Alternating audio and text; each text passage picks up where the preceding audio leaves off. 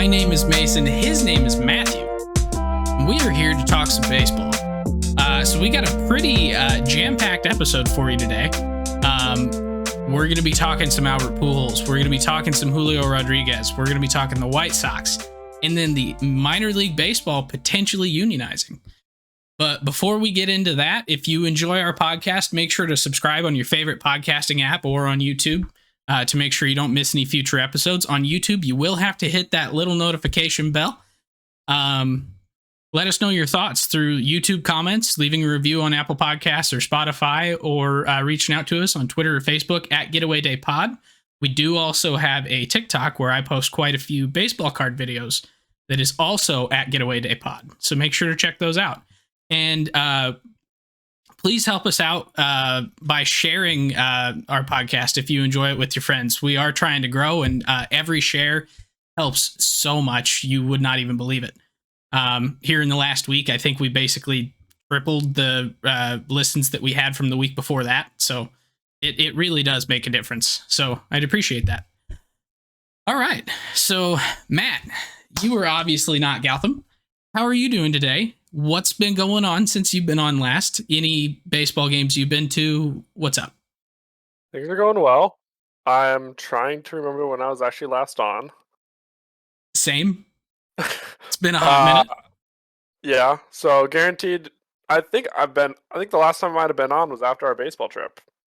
Yeah, that sounds about right.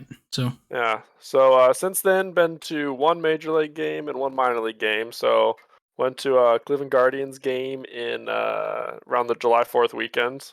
Saw McKenzie shut down the Yankees, and then was at an Indianapolis Indians game just this past week, and watched them blow out the Rochester Redbirds? Red Wings, I think. Red Wings, yeah. Did Johan Oviedo... Well, wait. Yeah, that was after the trade deadline. Did you get to see Johan Oviedo or Malcolm Nunez? For the Indians. Oh, you know what? I think Oviedo was playing. I don't remember off the top of my head though. Nunez, I don't think so. Nunez might actually be at AA right now. I'm not really sure. I'd have to look, but those were the two that we had sent over for Quintana. So, gotcha. Well, I'm pulling it up now. Nope, I lied. Liar. Can't take you anywhere. None of them played. Well, this is incredibly awkward. Right? But 2 fun games to go to, and so it was a blast. How about you? I haven't talked to you in a bit, so. Yeah, I mean, hey, I'm just sitting here playing MLB The Show while watching games pretty much every night, so same old. But incredibly excited about one very particular player. I'm sure you could probably guess who that is. Is that maybe Albert Pujols? It very well might be Albert Pujols, yes. So Albert Pujols on what was that? Monday night. Forgot what day of the week it was. So on Monday night, Albert hit his 694th home run of his career off of his 450th different pitcher, passing Barry Bonds for home runs off of different pitchers. He was tied at 449. He now holds the record. It's a really freaking cool record to have. And Ross Detweiler is the guy in the record books, is giving up the record home run. So, of course, I'm kind of surprised he's not hit one off Detweiler before. Because Detweiler's been around for 14 years. So yeah, and Albert a little longer than, yeah, that's surprising. Yeah. But no, he's on a tear here recently. He can say all he wants that he doesn't want 700 to care about if he gets 700, but he's certainly homering like he does. Yeah. 100%. And he's been so Baseball Reference has been doing a what do you call it? Albert odds Watch. It's an odds tracker. Yeah, the Albert Watch. So basically every time he hits a home run, they're updating the odds that he'll get to 700. So I think as of this morning, he was at 14% chance to hit 700. So wow. Well, I mean, after hitting 2 in, what was this, May, 0 in June, 1 in July, he went out and hit 8 in August, pending today's outcome. Yep. Uh, And he is in the so lineup today. So yeah. So I mean, he certainly turned it on here, and it'll be awesome to watch this last month here to see if he can do it or not. yeah. Let's see. So what else has happened this week? So Albert, kind of want to get into a little bit of a sour note topic here so that we can come back to the good stuff. Shane McClanahan was scheduled to start yesterday. He was warming up in the bullpen. All of a sudden, you see all the coaches and trainers and people around him, and he kind of walked back into the clubhouse in pretty obvious pain. It's pretty terrifying, to be honest with you. It's just one of those that we saw Dustin May last year in a game blow out his UCL, and that was awful to watch. And seeing this happen in the bullpen, you're just got kind of those same vibes. Luckily, they did some imaging on his shoulder and came back that it's just a shoulder impingement, nothing to do with the elbow. This was shoulder the whole time. He's getting a cortisone shot, and he will be back. So, what do you think that kind of does for Tampa's chances here in the next couple weeks? I mean, it's a huge blow because nobody was pitching as well as he was there. But they're in a pretty, I don't want to say a sound spot, but I mean they're leading the wild card, and everything. So luckily, like you said, it was the best case scenario. He should be back in the bare minimum of time. So hopefully they can tread water as much as possible, or other guys, Corey Kluber, etc., can step up and lead them as much as possible. Plus, if there's one thing Tampa's known for, it's they just pull guys up that you've never heard of, and suddenly it's like they found lightning in a bottle. Yeah. And I don't even remember, is Shane Baz even back yet? Or is he still hurt? I think he's still hurt. Could be wrong about that, but I was going to say, he's on the 60-day. He's on the 60-day IL. He was cleared to resume throwing on Monday. Okay. And so he hopes he'll return before the end of the season. Gotcha. So he's back to throwing balls, but it's going to be a while before he's back in the majors. Gotcha. Yeah, I mean, thinking of that, though, that's pretty crazy what Tampa's doing when you think about that. With Boz out, now McClanahan's out, Wander's on the IL, Zunino, Glasnow. I mean, Brandon Lowe's on the 10-day IL now. Like, holy crap. Yeah. Well, and I kind of just wanted to mention here real quick, like you were talking about how hardly anybody's pitching as well as Shane is. Shane is probably second in the Cy Young if it were to be voted on today. He's 5 innings behind JV. He has a 2.20 ERA, which is second best in the American League. He's got a crap ton of strikeouts, if I remember correctly. Where is the strikeout thing? It is 182 strikeouts. Yeah. So, and the craziest thing with that too is he's letting up less than 6 hits per 9 innings. He's literally unhittable. Yeah. Yeah, while striking out 11 per 9 and walking less than 2 per 9 and giving up less than 1 homer per 9. So the dude has just been unstoppable. Yeah. Until his shoulder decided to impinge. Yep. But so good news out of it, though, at least, or best news you can hope for, I guess. So yeah, so we'll see him hopefully in 13 days.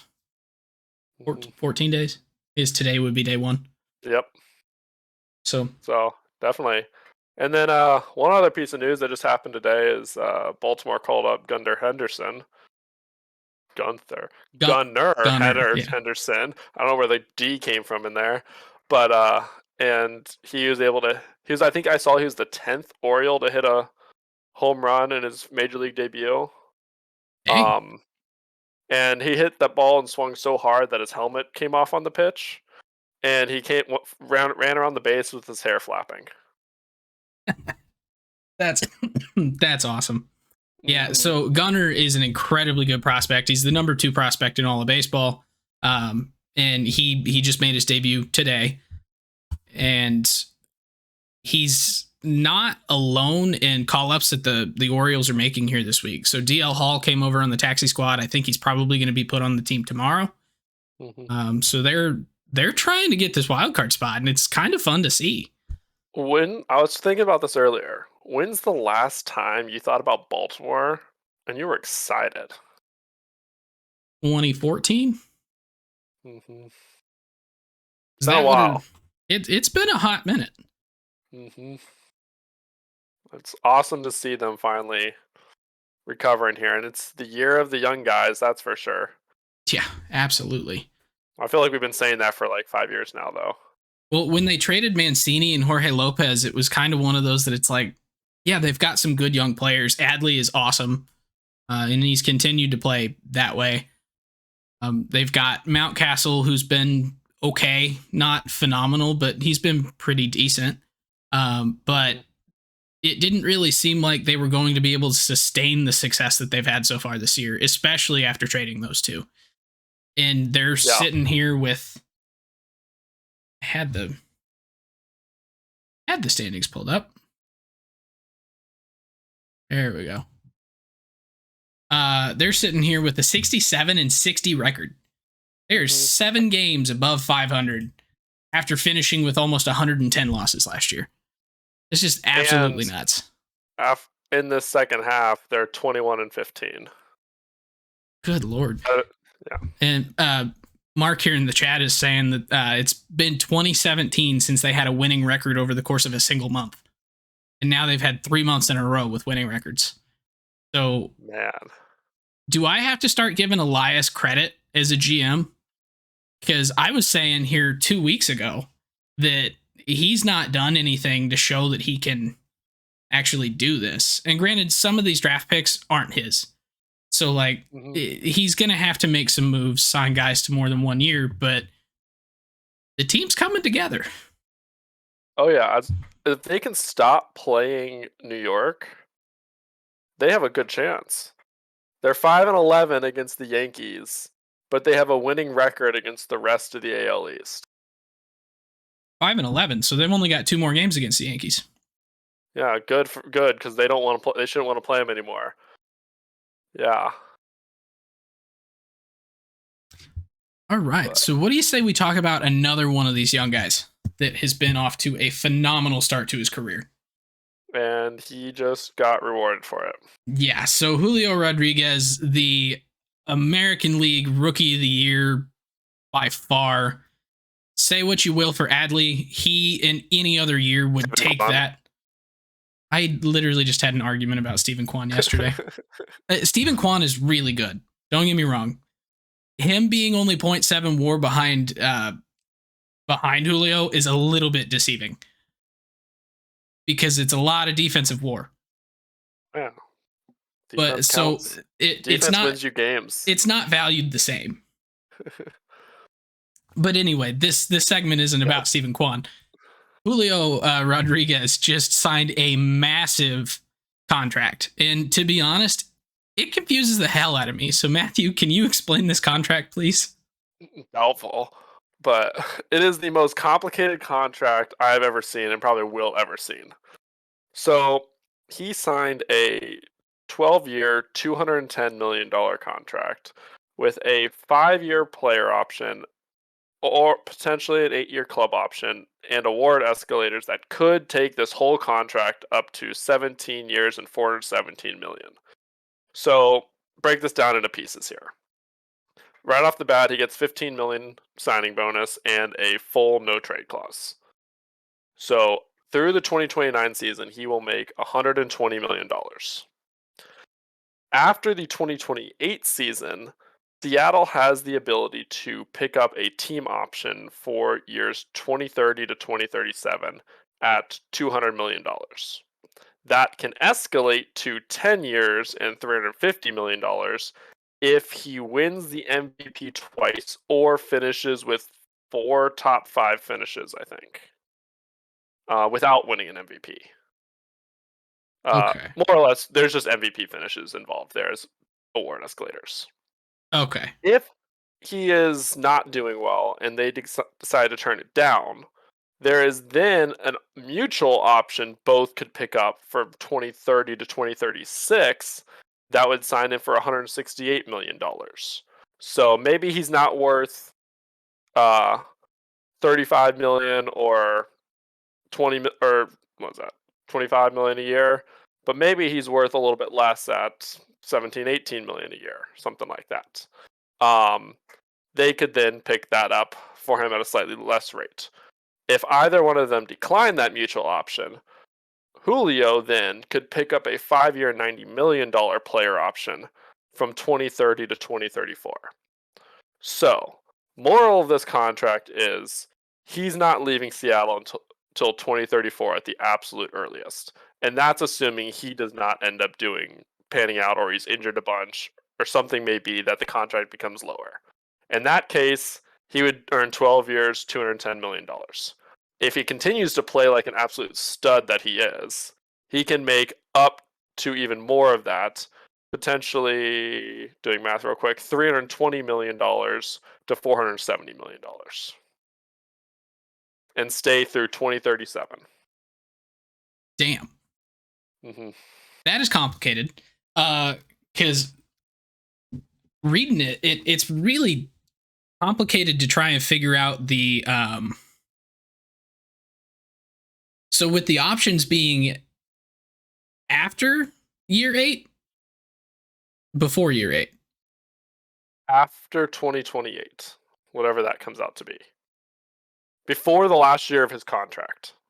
Well, that's like 5 years before the end of his well, remember the options occur the contract is guaranteed through 2029.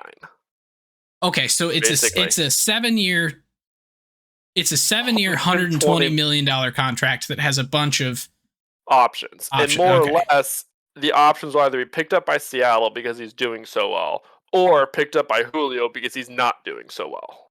Okay, gotcha. So I think the best way to compare this to like another contract we've seen is probably the Ronald Acuna contract, because that was 8 years, $100 million. This is 9 years, this is 7 years, $120 million, but then it has 3 different options for options that an option will be picked up. And Mark has a fantastic question here in the chat. Has any mutual option actually been accepted by both sides? To this point, no, I don't think so. This is an interesting one, though, where it theoretically could be. I mean, this contract is built in such a way that if he's playing like a stud, it is going to pay him like a stud. He is he's almost became a $500 million baseball contract player. But if he's not quite playing at MVP level, but let's say he's still top 15 MVP every year or something like that, top 10, where he's still a great player, you might get him at a slightly lower rate, but still a really good contract in 6 years, $168 million. You might both agree that's fair. Or if he's just an average player, nothing too special, maybe he's been hurt a bunch, he gets some added security and he can pick up that 5 years, 90. And it's really interesting.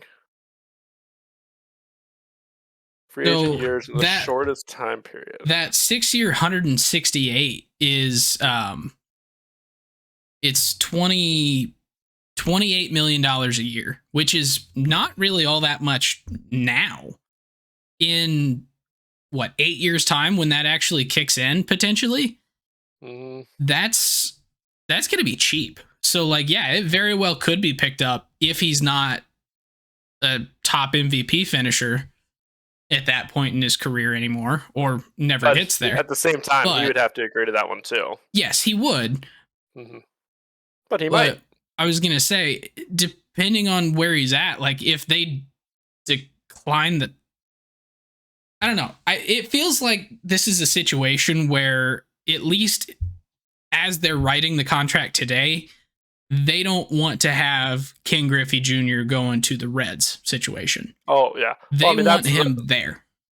Period. Oh, yeah. That was the first thing I thought of with this was Griffey, and they're making a point here, he's their guy. They want him here his entire career. I mean, he's in his first season. he is locked up there for literally potentially his entire career now.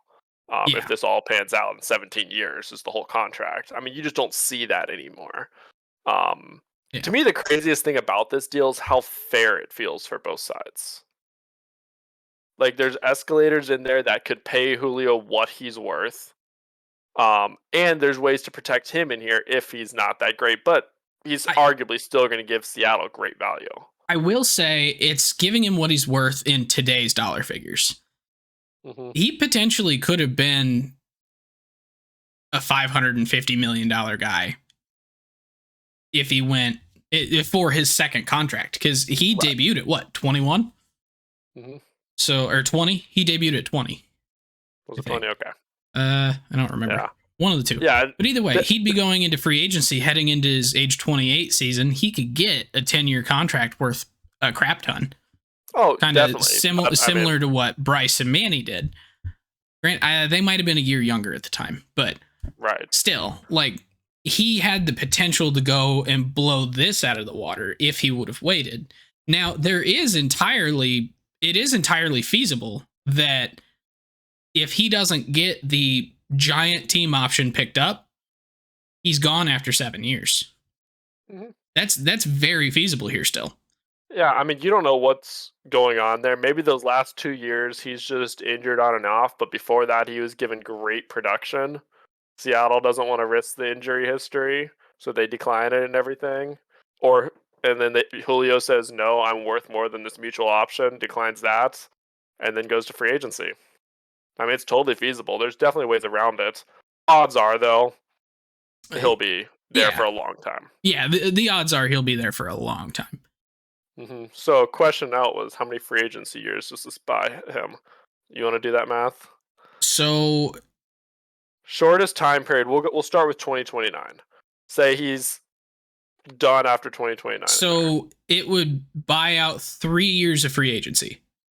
Okay. Because this year he's getting a full year of service time this year anyway, but then because of the rookie of the year finish, next year, 24, 25, 26, 2027 would be his free agent, or his sixth season. So going into 2028 would be his first free agent year, 2029, and then the options. So buying out 2 years post free agency at the shortest possible time. Odds are you'll get 5 more years minimum on that. So most likely it's a 7 to 8 year free agency buyout. Yes. With the potential to get up to 9 free agency years if he's that good of an MVP finisher. Yeah. So Julio's probably rooting to win that MVP twice in the next 6 years, or finish in the top 5 of the MVP 4 times. The craziest part about that, I think if he wins the MVP once and finishes top 5 like 3 times, it does not count. I think I could be wrong there, but I thought the contract was structured as 4 top 5 MVP finishes without winning one. Interesting. Yeah. That would be strange. Right? That's what I thought. I feel like there's got to be some. I feel like that's got to count. I would have thought so too. But who knows? I probably misread it, but just what I thought I heard. So, but yeah, that was this giantly complicated Julio Rodriguez contract. And I wish he would have argued for $30 million more so he could have been the first $500 million contract. Juan Soto will get that, though. Oh, yeah. Easily. All right. So skipping down our rundown here a little bit. So other news that came out kind of yesterday. Tony Larussa is currently not managing the Chicago White Sox. He is on indefinite leave for medical leave. Not 100% sure what is going on there, but at 77 years old, he's starting to have some health issues. So he's I don't know if he's stepping away from the team or if the team is putting him on leave. I think it's doctor orders. Yeah, that's what I've heard. So yeah, so he's potentially not going to be there for a while. With there only being a month left of the season, depending on what the issue is, we might not see TLR again this year. Miguel Cairo will be taking over as the interim manager here. But this is a White Sox team that has been struggling this year compared to expectations. This is a team that was supposed to be top of the division or pretty freaking close to it. I think on paper at the beginning of the year, they were the team to beat. They had a pretty middling first half where they were maybe 500. I don't even remember at this point. 46 and 46. All right, 46 and 46 heading into the All-Star break. They came out of the All-Star break swinging at 15 and 10, but then now they've lost 10 of the last 12 games to fall to 17 and 20 since the All-Star break. So this is a team that's really, really been struggling, and Minnesota and Cleveland have not. So you could make the argument, and I probably would, that Tony has been a pretty big factor in that team not succeeding. He's made a lot of boneheaded calls as a manager. He's intentionally walked, 3 people in a 1-2 count this year? At least 2 I know of. I think it's 3. Is it 3? I think. It's more than any reasonable person should. 1 is more than any reasonable person should. Correct. But yeah, I guess what's your thoughts on this? Like, I don't want to sit here and celebrate, because the reason that he's not with the team right now is not a good reason and not one that we should celebrate at all. But he is a guy that for a lot of the season, people have been calling for this man to get fired. So I really, really hope he's doing okay. Wish him the best health-wise. This might potentially be the best thing for the team itself, though. Yeah, interesting note on that too is, like, White Sox players didn't even know he wasn't going to manage there. That just kind of shows the dysfunction in this organization right now a little bit. Well, that, or how all of a sudden it was too. That's possible too, but it was obviously known because it was said on Twitter that Larussa's stepping away and everything, which means somebody told the media that Larussa's stepping away before they told the team Larussa's stepping away. That's fair.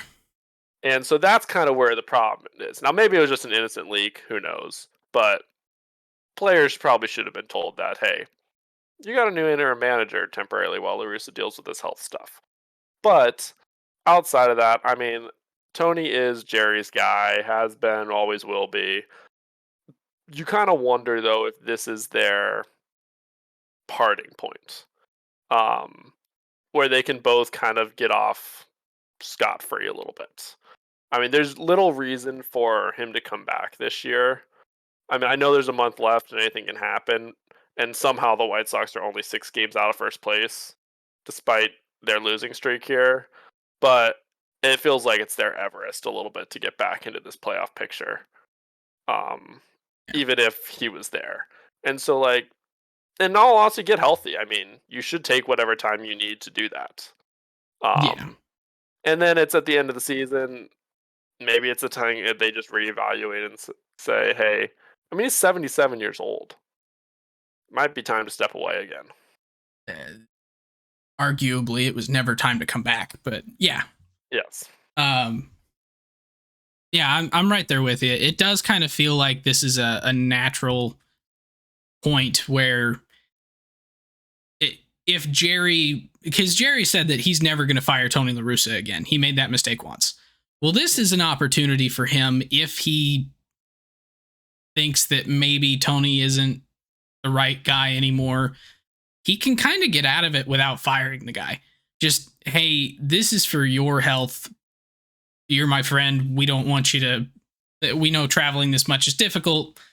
We're going to part ways.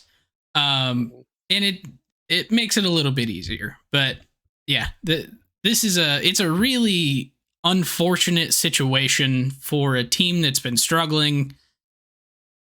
It could give them a fresh start, though. Mm-hmm. And the players apparently love Tony. So maybe they'll turn it on and go and win this division for Tony. They're 5 games back of first place. They're 6.5 back of a wild card. It's easier for them to just win the division. So who knows? But yeah, I mean, like it's baseball. Anything can happen. What was it, 2013, 11, when Boston had that epic collapse to Tampa Bay and lost like 11-game lead in the last 2 weeks of the season? It wasn't 13 because they won the World Series in 13. Okay, was it 2011? 10, 11. It was sometime in those groupings of years. I don't remember the exact time, but I mean that was an incredible collapse, and well, Tampa and Bay then turned you've it on. seen St. Louis do the opposite. Last year, they ripped off a 17-game winning streak to put them back in the postseason picture. 2011, they went and caught up from like 15 games back in a month and a half. Like, we've seen crazier things than the White Sox coming back from 5 games in a division that's honestly one of the weaker divisions in the league. Yep. Oh, probably the weakest. Which division. brings me to a quick segment that I want to do. I'm going to put you on the hot seat, and you have 1 minute to discuss the following. Can you please rank the 6 divisions from best to worst? I will give you 5 seconds to think, and then I will hit go. Do I need to justify the reasoning behind each, or just rank them? Justify them a little bit, but you've only got a minute, so okay, go. All right, starting out, AL East. I mean, the Yankees are arguably the best team in baseball, even though they've been scuffling a little bit. And the depth in that league, in that division, is better than any other division in baseball. Number 2 is the NL West. Same thing I said for the Dodgers, or the Yankees are the Dodgers, except they never scuffle. So it's hard to fault them for that.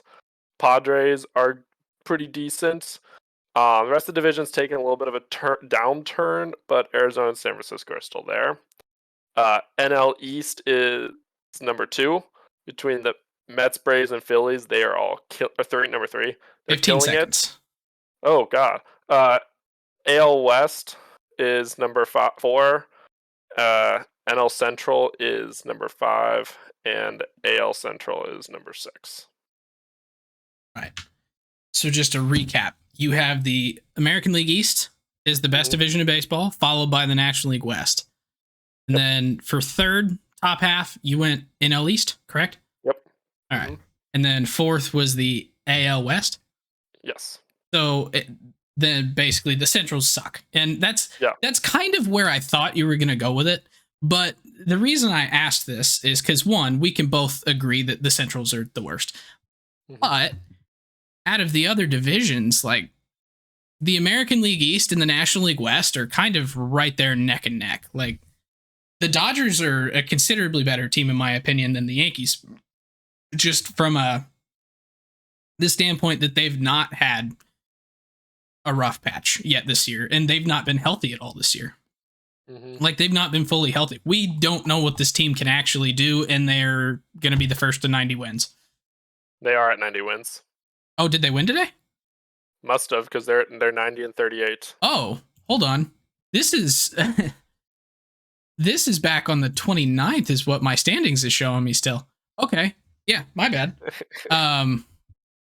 That's awkward.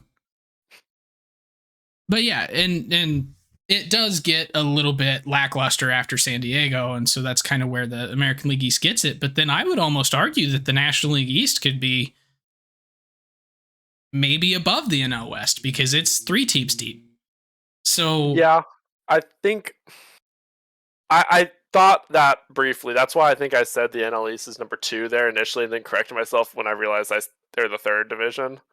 The Phillies always surprise me every time I look at the division lead, because while they're supposed to be there from a team perspective, you're not supposed to be there when you fire your manager halfway through the season. Yeah, that's fair. And this is a team that's been playing better and better throughout the season too, without their MVP. Yeah, and he's about to come back, I think this week. So yeah, we'll see how that goes. All right, so thank you for humoring me in that. So what do you say we get to our main topic of the day? Because All right. so the main topic we wanted to talk about today is, you may have heard that Major League Baseball Players Association has sent out authorization cards to minor league players to join the MLBPA. And this is huge because minor league baseball has kind of historically been underappreciated and abused by Major League Baseball. And so we kind of wanted to take a little bit of time to kind of go back through some of just the last 8 years, really, of minor league baseball and kind of talk through kind of why this is coming to be. Because it's one of those that you hear it, and if you don't really know, you're like, well, why are they unionizing? Or why weren't they already unionized? Well, let's find out together. So it kind of all starts back in 2014. So 3 former minor leaguers, Aaron Sin, Michael Liberto, and Oliver Odell, actually filed a lawsuit against Major League Baseball, alleging that they had violated both state and federal minimum wage laws. And this was a huge deal because, I mean, minor leaguers are notoriously underpaid. You hear these horror stories about grinding in the minors, where you're eating like a peanut butter and jelly sandwich a day. You're sleeping on the hardwood floor of a rented apartment that has no furniture, all that stuff. And so that's kind of where this lawsuit came to be. And they filed it as a class action lawsuit so that people could hop in and make this a much bigger deal. This lawsuit kind of sat idle for about 6 years, really. Like, it didn't really do anything until about 2020, whenever it had reached the Supreme Court to determine if it was even something that could be filed as a class action lawsuit. Because Major League Baseball immediately filed papers to try and get it dropped. 6 years later, it's finally decided that, no, this is a legit lawsuit. We're going to move on. So 6 years of basically nothing happening, but it had been mentioned that they're skirting the labor wage laws. In 2018, Major League Baseball and Minor League Baseball, who at the time were 2 separate entities, actually lobbied together to get the Save America's Pastime Act passed in Congress. And they were successful, and that act actually exempted Major League Baseball from minimum wage and overtime laws legally for the first time. So you have 4 years between this lawsuit being filed saying that they've not been meeting minimum wage and overtime laws and them actually being exempted from it. Already seems like kind of a big problem to me, but I'm not a lawyer, so whatever. And with that Save America's Pastime Act, if you remember that at all, it was kind of marketed as like, this is necessary in order for us to not contract the minor leagues, for us to continue growing because we lose so much money, blah, blah, blah, blah, blah. Well, they contracted the minor leagues in 2021 anyway, from 160 to 120 teams, kind of making that go out the window. And the former minor league president, Pat O'Connor, who lobbied with Bud Selig at the time for that. I think that was Bud. No, that one was Manfred. The lawsuit had Selig listed. He actually expressed regret for about half of what they got done on the Save America's Pastime Act on the minimum wage portion, because with that, they're kind of screwing over the minor leaguers, and the major leagues decided that they were going to contract the minors anyway, even though they told everybody, including the minor league owners, that they would not if this passed. So there's a lot of regret there from some people. So that's kind of the ancient history.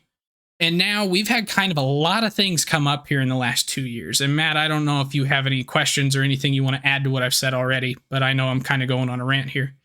No, you're good. Talked about this a little bit before. Like, you have that much more of a background into the history than I do here, so it's really good for me to hear this too. All right, cool. So feel free to just tag in at any point, but I'm just going to kind of go on my history rant, and then we'll get to the new stuff, and I'll let you take lead. Perfect. Good. So now we get to 2022, and we're starting to see more about this lawsuit and some of the arguments from Major League Baseball. Major League Baseball had actually tried to have the lawsuit dropped, or it argued. They argued in front of the judge that players in spring training actually receive a value of $2,200 a week from teams in spring training where they don't get paid to play. Minor leaguers do not get paid in spring training, but according to Major League Baseball, they get $2,200 a week in value based on the cost of training for youths and amateurs, and that therefore minor league players don't deserve pay because they're getting all the benefit, and the major league clubs get no benefit at all. There's no ticket sales, no revenue or anything. The judge saw right through that and kind of threw that out the window and let this go to trial. So after those arguments were made and the judge basically said, you're full of crap. By the way, based on everything we know right now, the original three people you owe $1.882 million to, just those three. So Major League Baseball kind of saw this as a pretty big indication that they were not going to be successful if this went to trial, which was scheduled to happen June 1st of this year. So in May, Major League Baseball and Garrett Brocious, who was the lead attorney and also co-founder of Advocates for Minor Leaguers. That one is important. Remember that. Garrett Brocious, Advocates for Minor Leaguers. They reached a settlement that was made public last month of $185 million. 30% of that is being requested as attorney's fees, and $5.5 million as payment for expenses that's been accrued. But that would leave $120 million for what they estimate to be 20,000 players. So that's about $7,000 a player who played in the time period that they've allotted for this lawsuit, which I admittedly don't know how long that is. I think it's like a 15-year span. But yeah, so that's kind of where we're at with this lawsuit. And that's kind of one of the big first things that is kind of bringing us to why the Major League Baseball Players Association is reaching out to bring in minor leaguers. It's not the only thing, though. Because if you know how the Major League Baseball works with the Players Association, they negotiate for basically everything that happens in the sport. So minimum salaries to basically how many games are being played. Literally all of that is negotiated in the CBA. And so you would think that minor league players' salaries would be negotiated in that, correct? Wrong. Minor league players are not a part of the union, so the union does not and cannot speak for them. And Major League Baseball can get away with setting their own pay scales at whatever they want, kind of colluding between all 30 teams, which is illegal in every other industry, because in 1922, the Supreme Court ruled that Major League Baseball actually received an antitrust exemption, which they later acknowledged was an error, and they refused to give that same exemption to any other professional sport. But to fix it, Congress would have to take over and repeal that.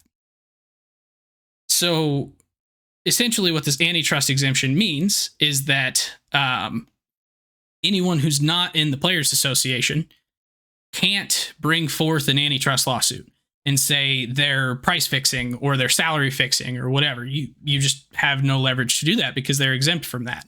And with the 2018 Save America's Pastime Act, they're exempt from minimum wage laws. They're exempt from overtime laws. So they can literally pay minor leaguers whatever they want. It could be $5, it could be $10, whatever.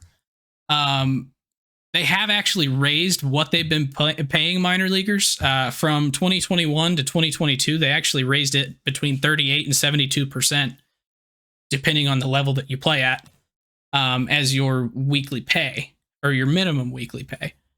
Unfortunately, that still equates to about $15,000 max for the average minor league player. So there's been a lot of bills proposed to strip Major League Baseball of this antitrust exemption, which would then basically allow minor leaguers to file lawsuits against the league if they're salary fixing and not negotiating, whatever. But it opens up a lot of other issues too, with merchandise licensing, relocation of teams, television blackouts. They're all under that antitrust exemption as well.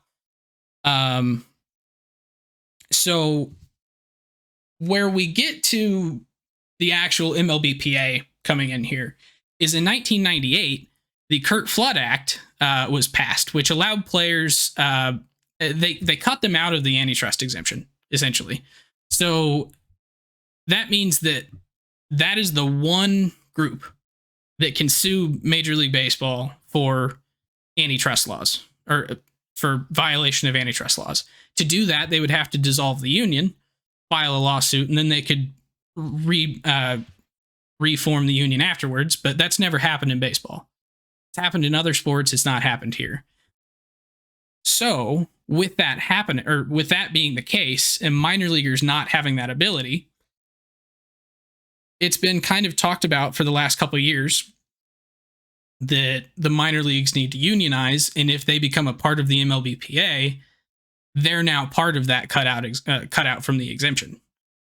So that's kind of the long backstory in about 10 minutes.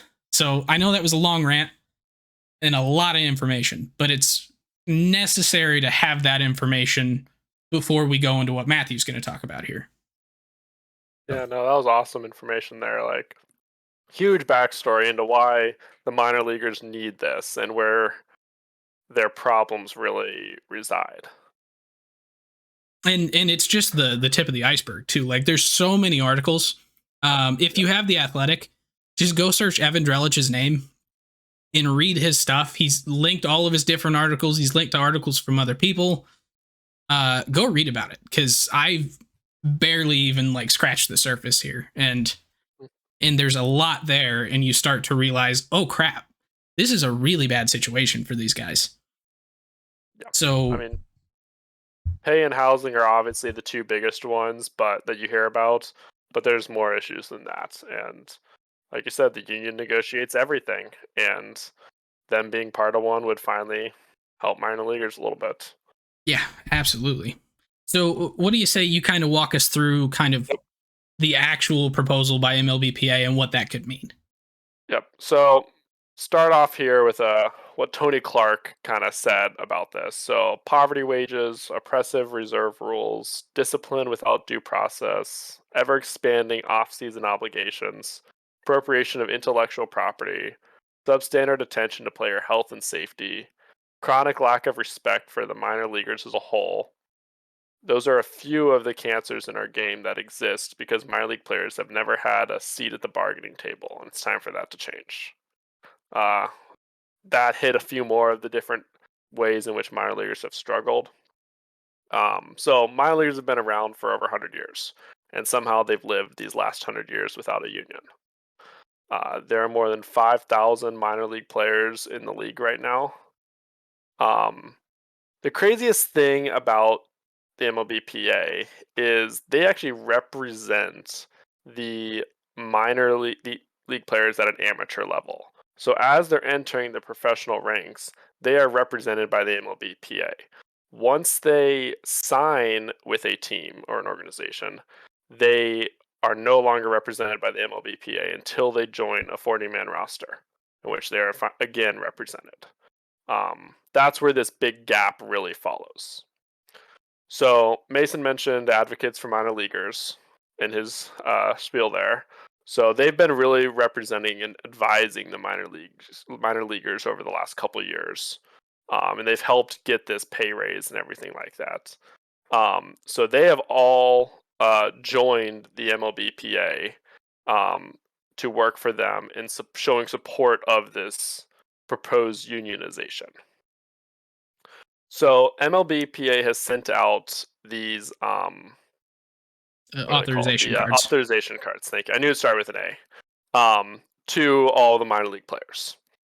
The next step with that is they need 30% of those back of active minor leaguers saying, yes, we want to move forward with this. Once they get 30%, they can move forward, and then they turn it into a formal vote. They go out, they finish the campaigning, whatever they need to do, and they need a majority vote to officially approve the union. If more than 30% of those authorization cards come back positive, let's say over 50%, over 60, whatever number you may want, the MLBPA can kind of go to MLB and negotiate with them and just say, voluntarily recognize this union. We already have the support. We don't need to put this to a vote.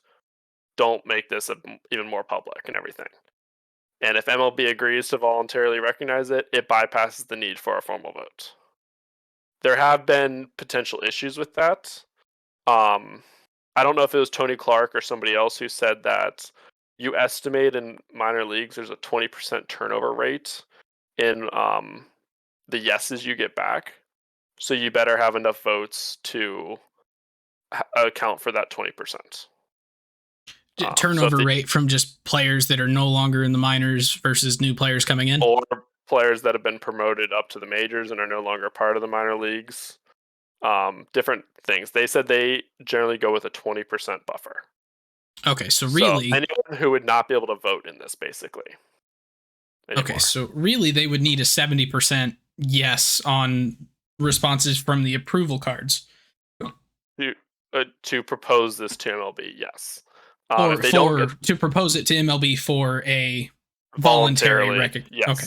Right, because MLB can always just say no, take it to a vote, and then you take it to a vote, and guess what?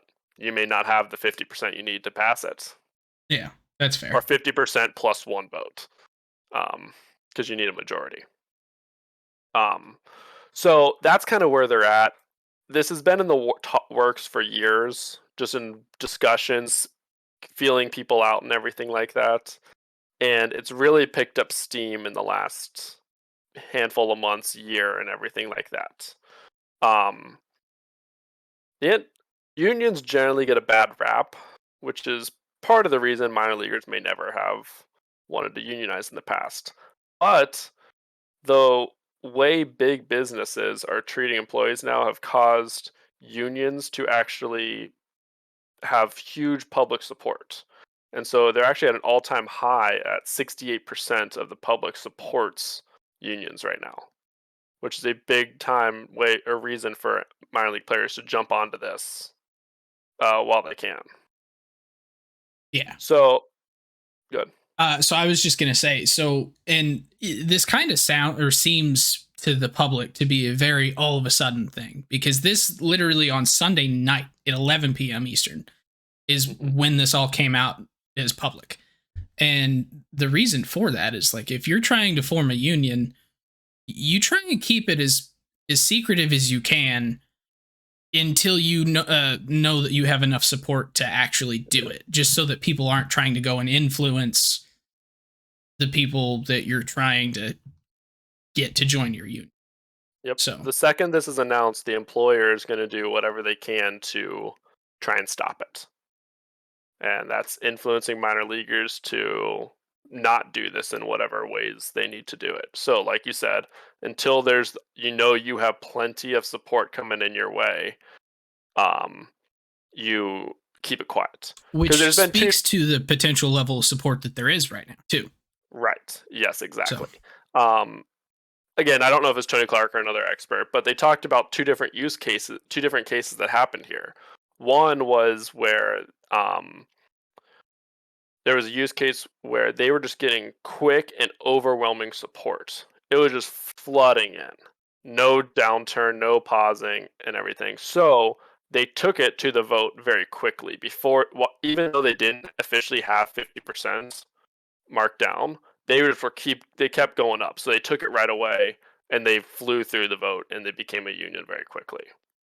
There's also other cases where you have over 50% of the vote contingent yes, And so you take it to a formal vote and you don't get it. Whether that's because employees have been swayed, whatever it may be, they've turned out. So it's a tricky business in trying to get it right. But like you said, it's generally kept quiet until you know you have plenty of support. Yeah. Um, so we've talked. That's a lot of the background there. Um, so where can a union really help? Pay's been a big topic of what we've said here. Manfred at the All Star game said, "I kind of reject the premise of the question that minor leaguers are not paid a living wage." That was a pretty big joke that he said there. I think I laughed when I read it. Um, Yeah. so give you some numbers here.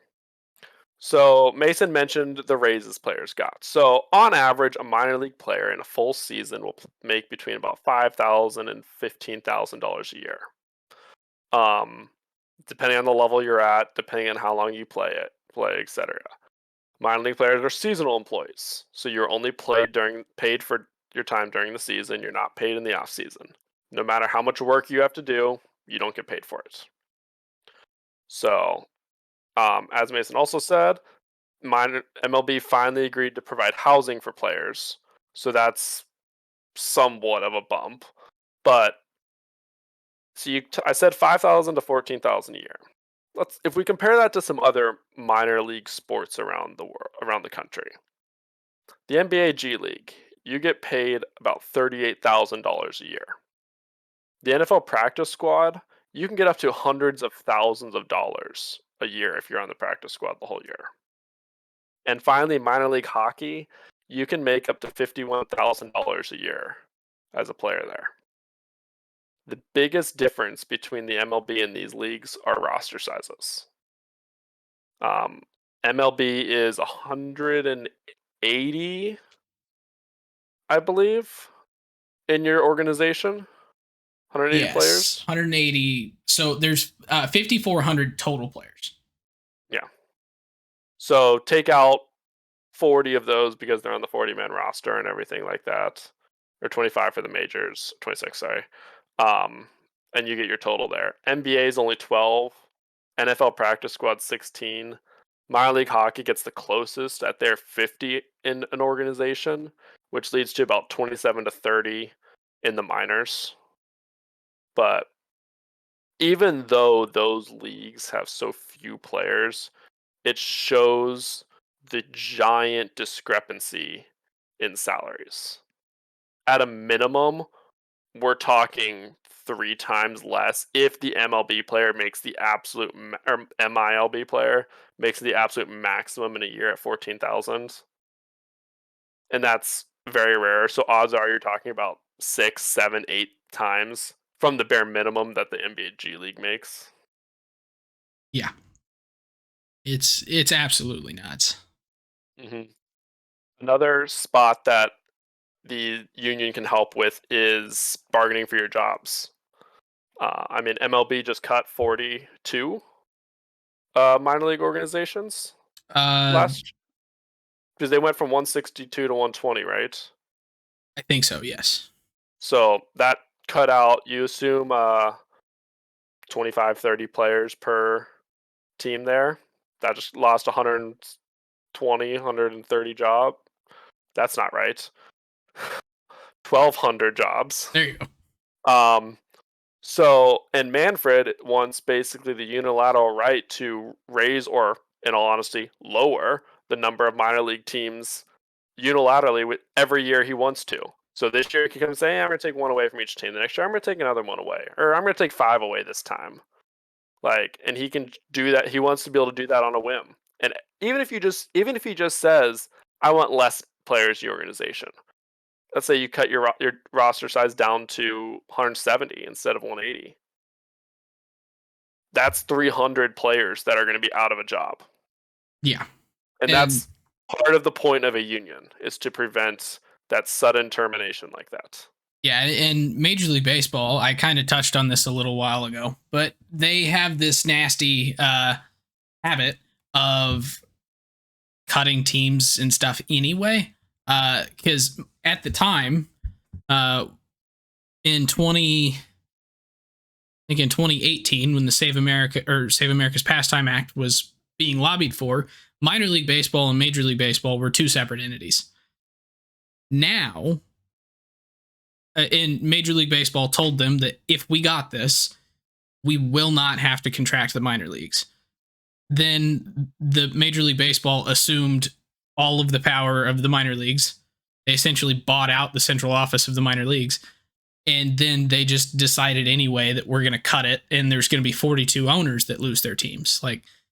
And it's kind of a complicated situation, because at that point, it's not just players losing their jobs. It's also owners losing their teams, or their teams in leagues that are affiliated and actually have marketing and bring in fans. So, yeah, so Manfred having this power at all is nuts. But being able to go and negotiate, okay, we're going to have this many players. You can do whatever you want with the number of teams that is. Mm-hmm. But we're going to have this many players, period. And this is going to be the minimum salary. That's kind of like the bare minimum of what that would allow the minor leaguers to do. Yeah. On top of making sure that they're housing that Major League Baseball is providing now, but making sure that that's actually adequate. Mm-hmm. So, no, definitely. I mean, this is a good first step, and there's a lot of ways in which MLB can be, or the MLBPA can help these minor leaguers. So, let me ask you this. What's the downside to them joining the union? I think the biggest downside of them joining MLBPA is that the MLBPA for the major league players is going to be negotiating for one thing. They want a bigger piece of the pie. Well, the minor leaguers want a bigger piece of the pie, but the pie is the same size, because Major League Baseball is going to say, you're one union.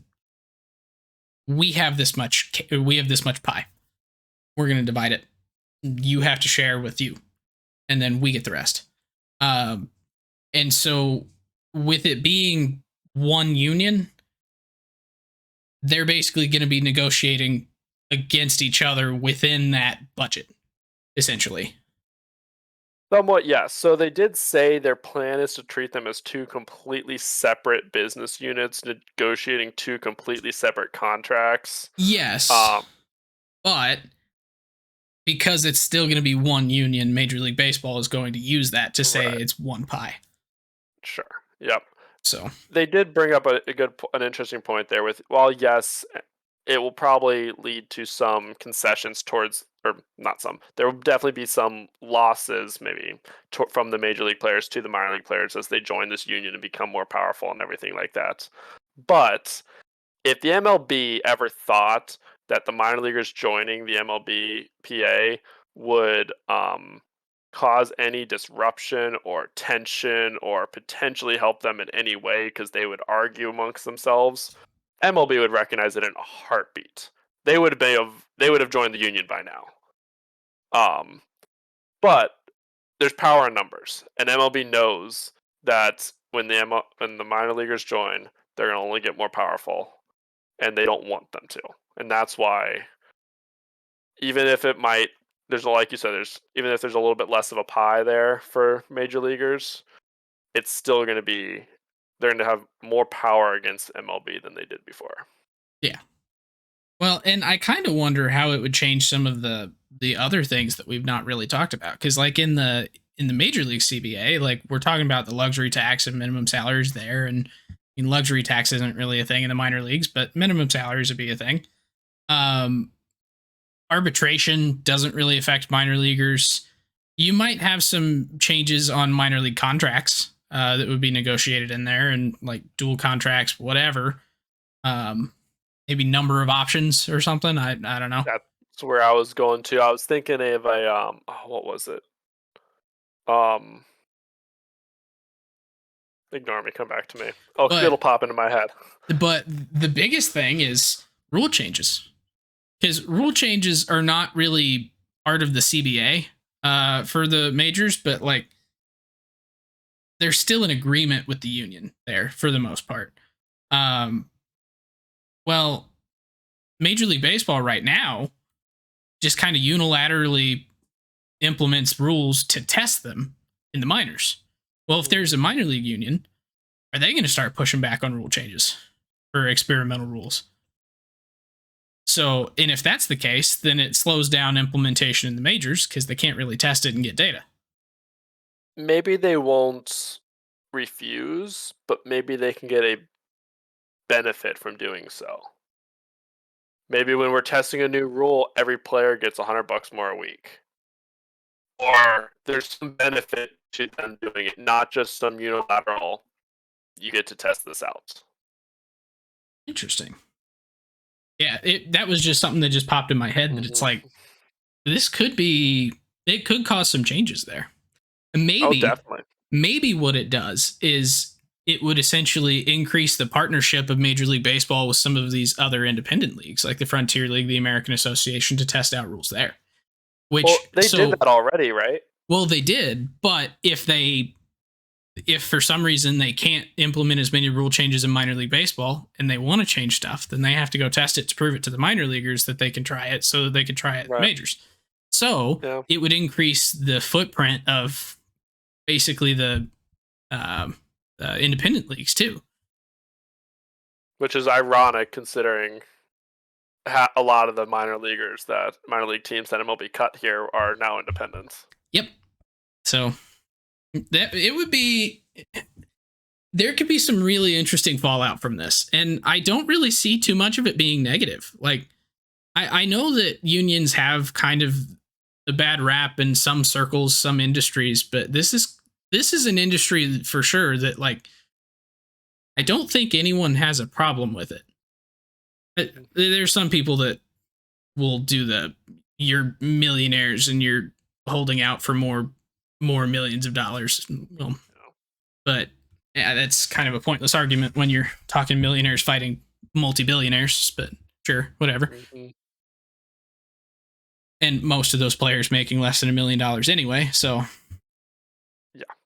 But yeah, so I guess that was a really, really shallow dive because there's so much with this, and so much that we don't even know.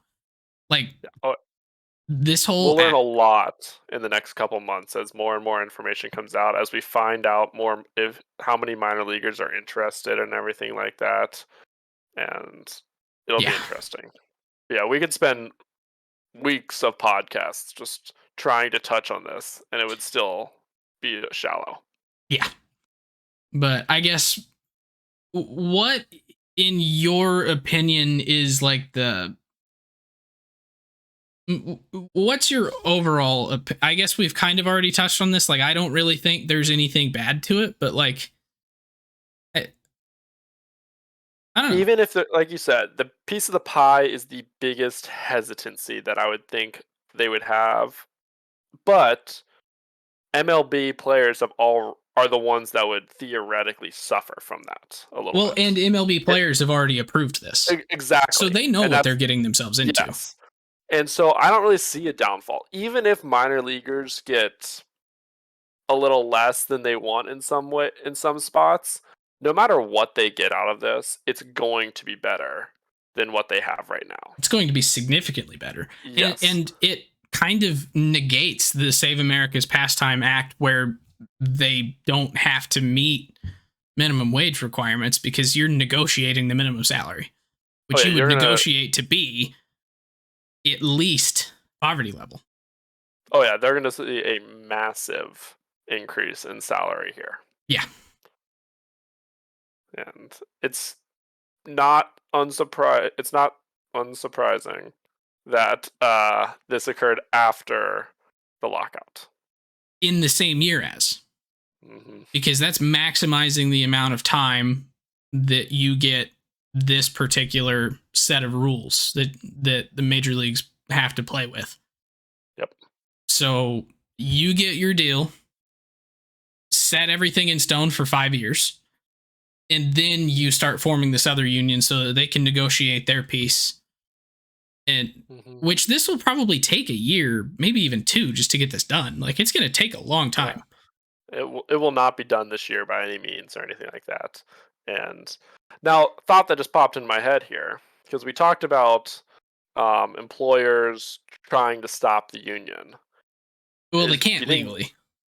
right? But do you think Manfred retaliates a little bit? Like, does he cut jobs? So Like, does I kind of feel like yes, but he has to be really careful because that's not part of the antitrust law.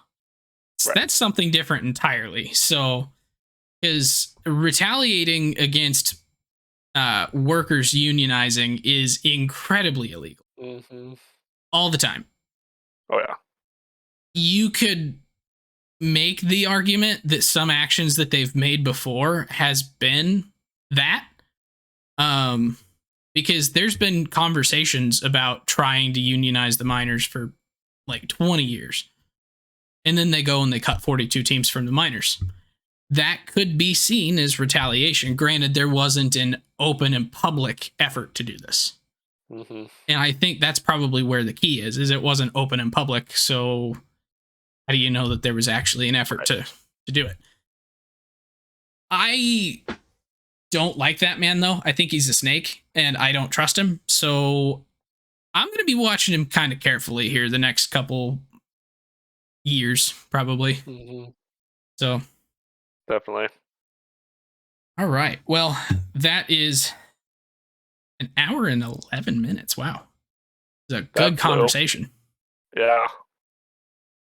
So what do you say we wrap it up for today, and then we'll have to bring this topic back because I still feel like there's so much more that we should talk about.